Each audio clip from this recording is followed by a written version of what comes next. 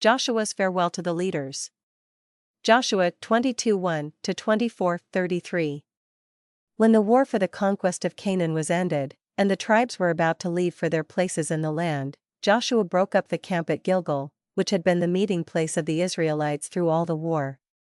2 of the tribes, and half of another tribe, had received their land on the east of Jordan, but their soldiers crossed the Jordan with the men of the other tribes. Joshua now called these soldiers, and said to them, "You have done all that Moses the servant of the Lord commanded you, you have stood faithfully by your brothers of the other tribes, and now the time has come for you to go back to your wives and your children to your own lands on the other side of Jordan. Go to your homes, where your wives and children are waiting for you. Only remember always to keep the commandments of the Lord, and be true to the Lord, and serve him with all your heart and all your soul." Then Joshua gave them the blessing of the Lord, and sent them away. They left Shiloh, where the tabernacle was standing, and came to the river Jordan. There on a great rock, where it could be seen from far, they built a high altar of stone. Soon it was told among the tribes that the men of the 2 tribes and a half-tribe had built for themselves an altar. God had commanded the people to have but one altar for all the tribes, and one high priest, and one offering for all the tribes upon the altar.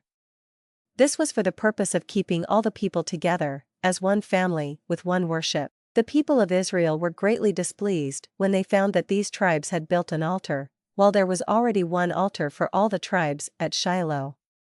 They were almost ready to go to war against the tribes on the east of the Jordan on account of this altar. But before going to war, they sent one of the priests, Phineas, the son of Eleazar, and with him 10 of the princes of Israel, one from each tribe, to ask the men of the tribes on the east for what purpose they had built this altar. These men came to the men of Reuben and Gad, and the half-tribe of Manasseh, and said to them, "What is this that you have done in building for yourselves an altar? Do you mean to turn away from the Lord and set up your own gods?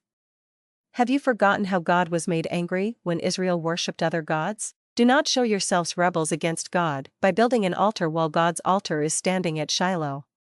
Please like, share, or subscribe to our channel. Thank you and may God bless you.